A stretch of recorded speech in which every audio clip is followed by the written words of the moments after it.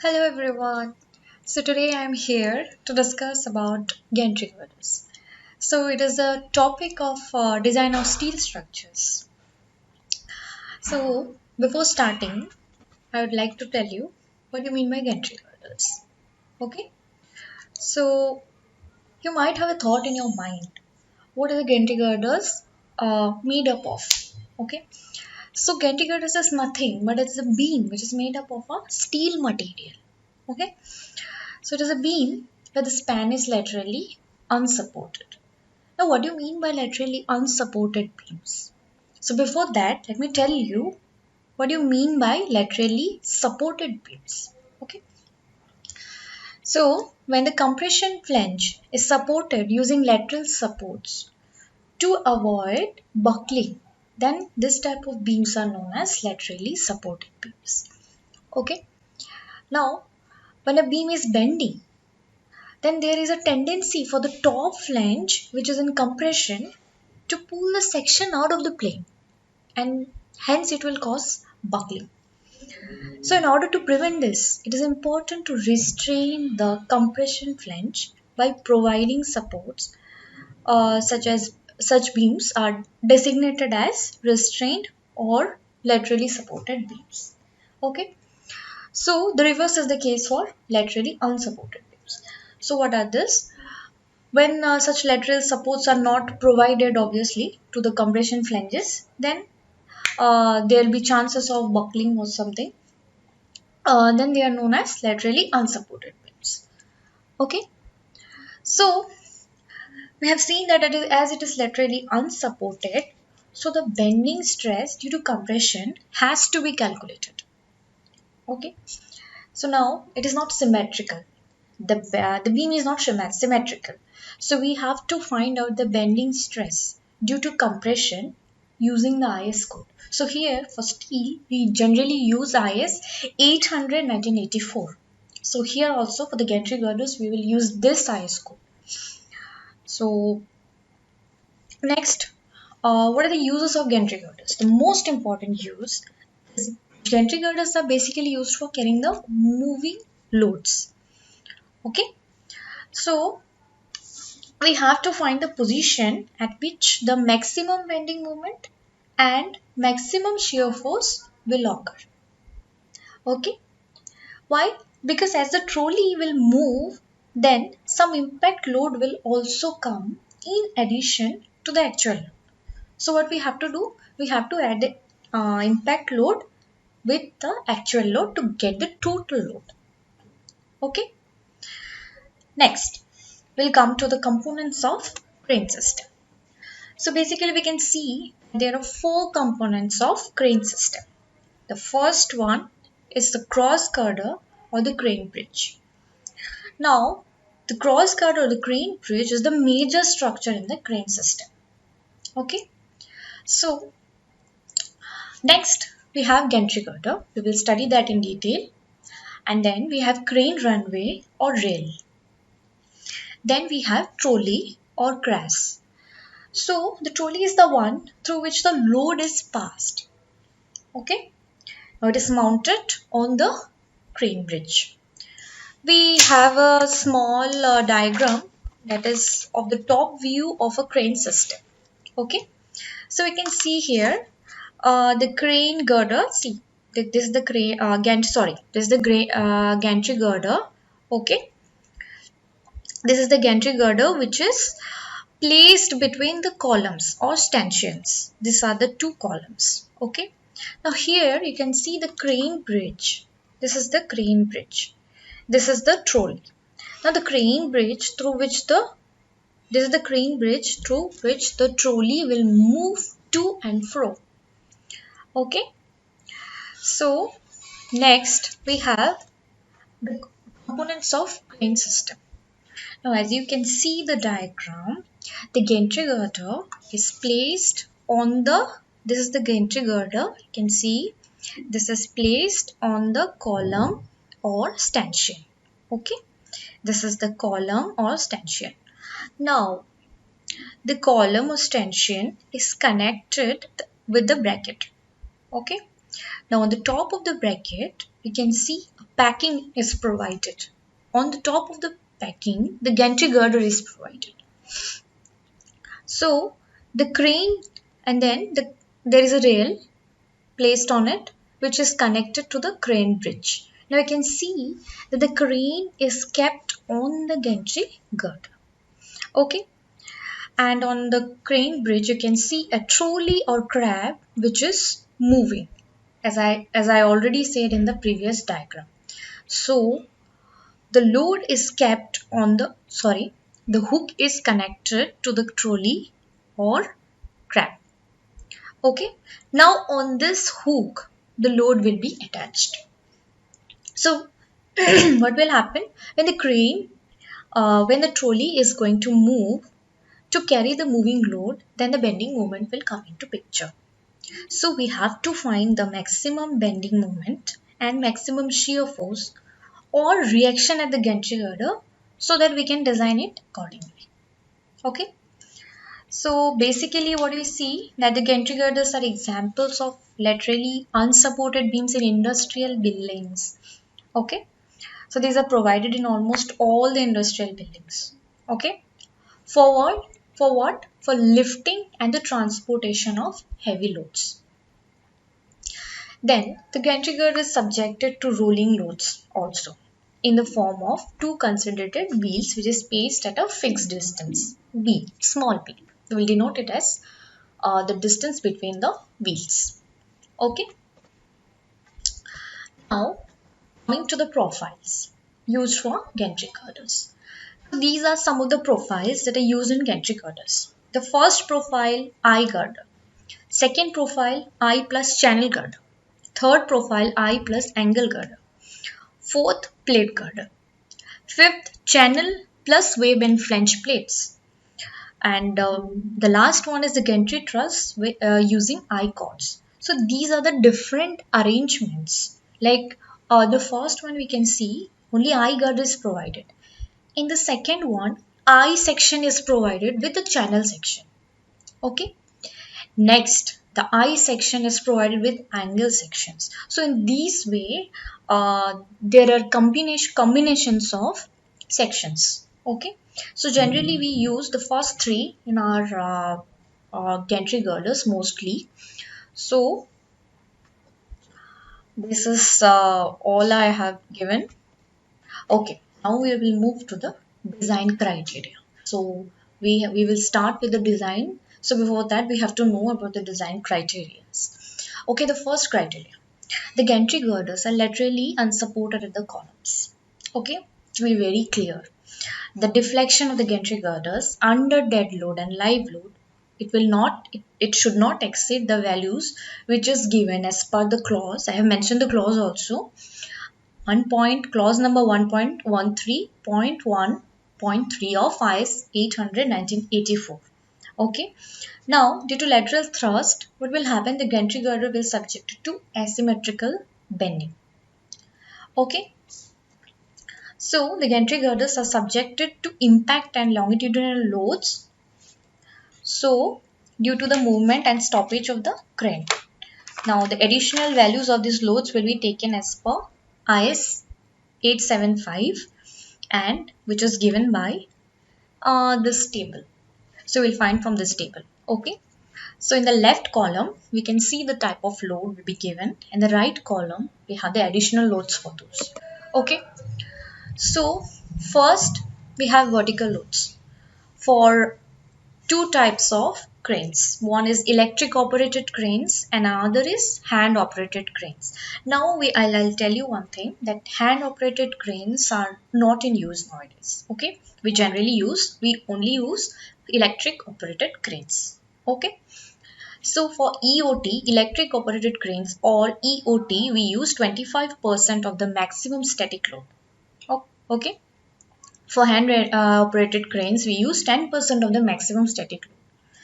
Similarly, for horizontal forces transverse to the rails, for electric operated cranes and for hand operated cranes also, we use the additional load of 10% of the weight of crab and the weight lifted by the crane. Next, the horizontal forces along the rail. It should be 5% of the static will load. Okay. This is the maximum permissible deflection. You have to check if the actual deflection is exceeding the maximum permissible deflection or not, as per the IS code. Now, this is given in the IS code as per clause 1.13.1.3. Okay. So, if it is exceeding the values, then we have to redesign it. Okay. So where we can see that where manually operated cranes are operated, and for similar loads we have L by 500. So similarly, when for electric operated overhead traveling cranes operate up to 50 tons, we have L by 750.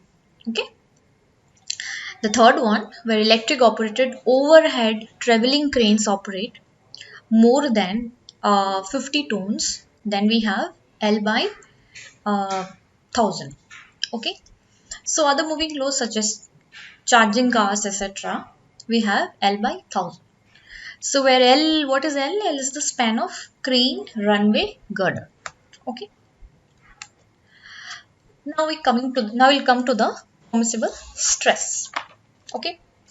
So in the permissible stress, the allowable bending stress for bending in horizontal plane is taken equal to sigma BC.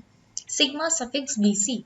So sigma suffix BC for horizontal equal to sigma BT, that is equal to 0.66 Fy. So the next, the allowable bending compressive stress, that is sigma BC for vertical, sigma BCV, okay, for bending in vertical plane is determined on the basis of critical stress, that is FCV. Okay. Now, according to clause 3.9.3, addition of the stresses in both the planes need 10% increase for the design. Okay. Now, again, according to clause 3.9.4, no increase in main load will be required. Okay. Uh, for main load is the main load acting on the structure. So, what do you mean by this? So, it is said that according to clause number 3.9.3 of IS 800 1984, the allowable stress in axial tension, axial compression, bending stress, and allowable stress in rivets may be increased by 10% for the design of gantry girders. Okay. For the combination of both, we will have to add both sigma BC for horizontal and the vertical. Okay. And then we have to increase it by 10% and check. And the last one, it is said that according to clause 3.9.4, where the wing load is the main load acting on the structure, no increase in the permissible stresses will be allowed. Okay. So now, okay. So now we'll start the design procedure. So we have in total 12 steps. Okay. So we will start from the first step. Here is step number 1. In step number 1, we can see that the maximum vertical load, for the calculation of maximum vertical load, we have to we have to know the three notations, that is WT, WC and WD. Okay, so the total vertical load will consist of these three. So what is WT? WT is the weight of the trolley or crab, and WC is weight of crane girders, and WD is self weight of girders and rails. Okay. So, and the load to the gantry girder will be maximum when the trolley wheels are closest to the girder. Understand? So here W1 will be given by WT into B minus A by 2B. So here capital B is nothing but the distance between the gantry girders. Small a is the distance between CG of girder and trolley. This is small a, and then we can see that W1, what is W1? Here W1 is the load transferred to gantry from each wheel. W2 is load transfer to girder due to crane. Now as you're having 4 wheels are there, each at one end, so W2 will be what? The weight of crane girders divided by 4. So it is WC by 4. Now the total load will be given by W equal to W1 plus W2. Earlier we have already we have already got W1. Okay, W1 is WT into capital B minus A by 2B plus this WC by 4. Okay, so we can see that when the impact allowance will be considered here in this case, so we have to increase the maximum load by 25% to account for the impact. So along with this W, we have to add the 25% impact load to get the total load. Okay, now moving to the step 2. In the step 2, you can see that we have to calculate the maximum bending moment, okay, due to vertical loads and the maximum shear force also. So first we have to calculate maximum bending moment. So you can, we'll first calculate, we'll see the position of maximum shear force first. Okay, so in the first diagram, we'll see that there are two loads which are at a distance of B. The spacing between the two wheel loads are B. Okay, from this is the position when we'll get the maximum shear force. Now in the next diagram, we can see a span which is having a length L. Okay, now this is L by 2, this L by 2 and this is L by 2.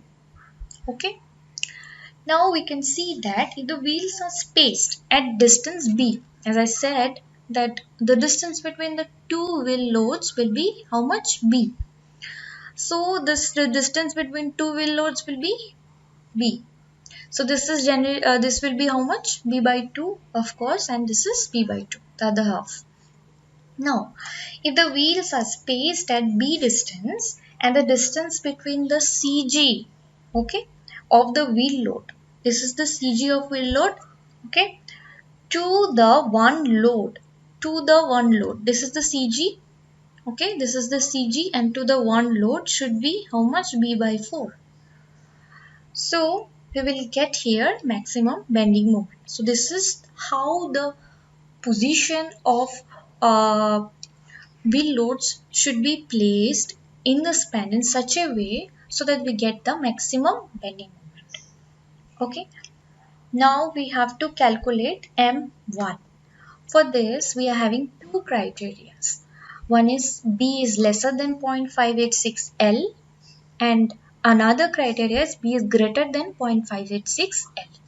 Now for the first criteria, if B is lesser than 0.586 L, now here L is the span of the, L is the length of the span. Okay, so we will have to calculate this one, and then if we see that it is it is greater than B, then we have to place one of the wheel at B by 4 from the center of the gantry girder. Okay, and if B is greater than 0.586 L, then we have to place one of the wheel at the maximum span, okay, to get the maximum moment. So these are the two criteria. Then we have to assume self weight. Okay, so what will be the self weight? It will be 2 into total load, that is W is total load, divided by 250. This will give you the self weight, and the unit will be kilonewton per meters. Okay, then W2 is nothing but the weight of rail. Okay, I have not written here, but you can just keep in mind that you can note it down also. W2 will be 0.3 kilonewton per meter. W2 is weight of rail. Now the total UDL on the girder. Thus the total UDL on the girder will be heading this two, W1 plus W2. Okay. Total bending moment. Total bending moment will be M1 plus M2. Now what is M1? It will be the position of maximum bending moment. M2 is WL square by 8. Okay. Now next step, that is step 3. Okay, I didn't mention step 3 here. Okay, this is the step 3. In step 3, we will see that we have to choose a suitable section. Okay, so now for choosing the suitable section, we have to take sigma bt equal to 0.66 Fy and z equal to mx by sigma bt. Okay, so this is the formula. This is nothing but z is section modulus. So this is mx that we have already calculated bending maximum bending moment and divided by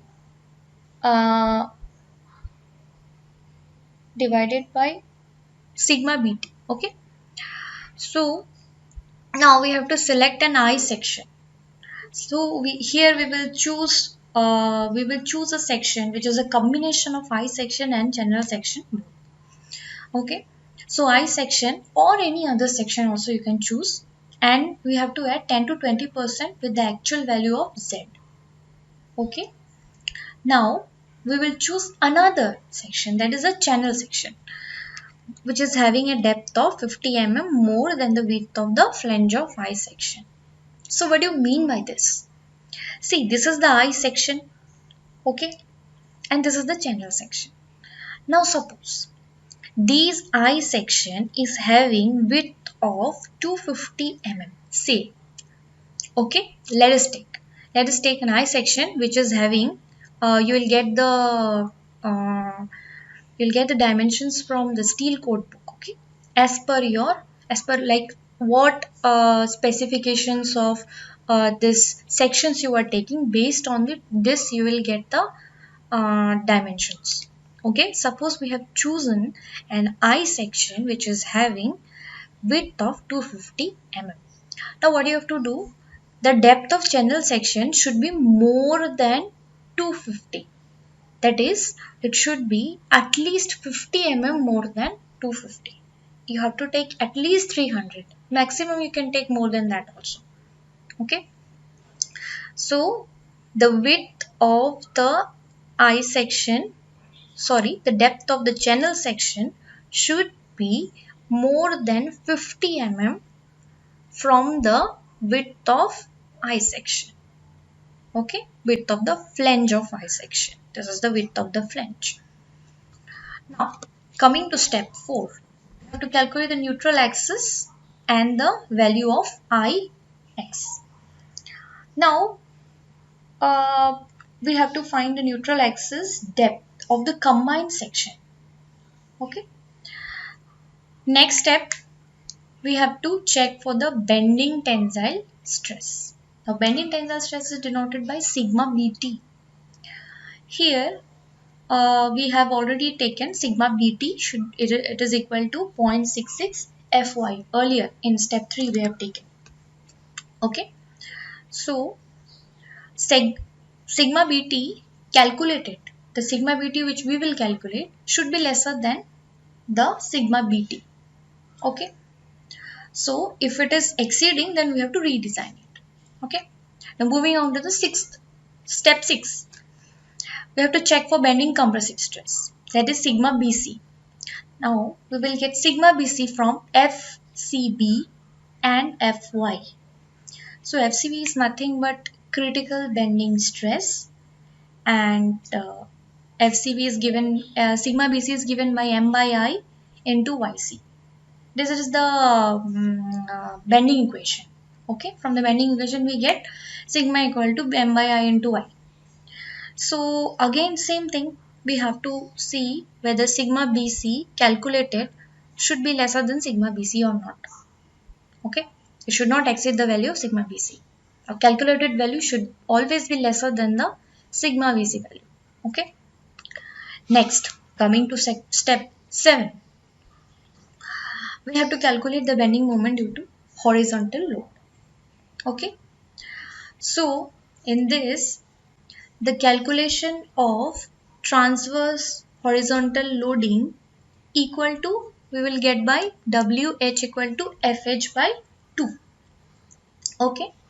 So here My equal to Mx1 plus WH divided by W. So here we can see that the bending moment will be resisted by compression flange. Understand? So you can see this, the bending moment will be resisted here by a compression flange. So we have to calculate My like this. Next, moving on to the step 8. For this, we have to calculate the compressive stress due to horizontal loading. Now we have to find two things. One is we have to calculate the moment of inertia of the compression flange, and we have to calculate the compressive stress due to horizontal bending. Okay, this. Now,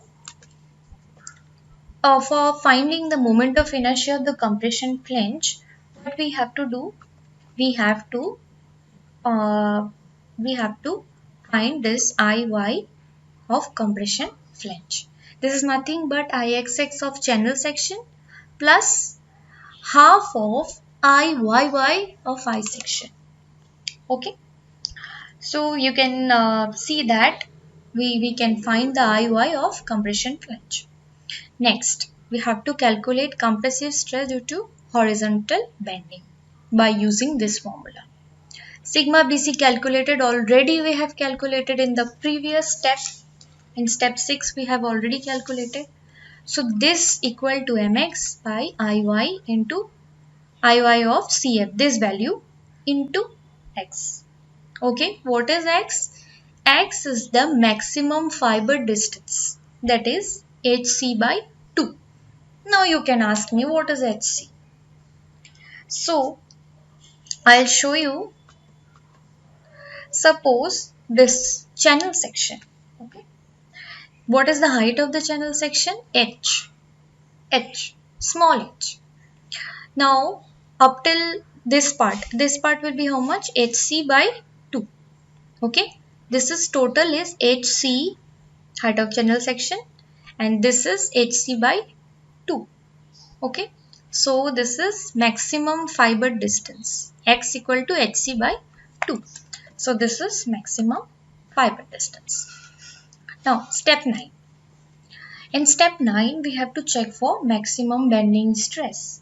Now this is nothing but the addition of both, that is sigma BC calculated for vertical and sigma BC calculated for horizontal load, both. Okay, now the combination of both this should be lesser than 1.1 sigma BC. Now we have already calculated sigma BC in step 6. Okay, now if we don't get the value of the, that is the total addition of this sigma BC lesser than 1.1 sigma BC, then we have to redesign the steps starting from your say step, we have to do it from step 3 onwards. Okay, now step 10, you have to do, what is a step 10? Calculation of stress due to longitudinal force. Now the longitudinal force along the rail, that is given by FLH, F suffix LH, equal to 50% of the total wheel load. We have already got these values, right? So this is equal to 2 into total load W.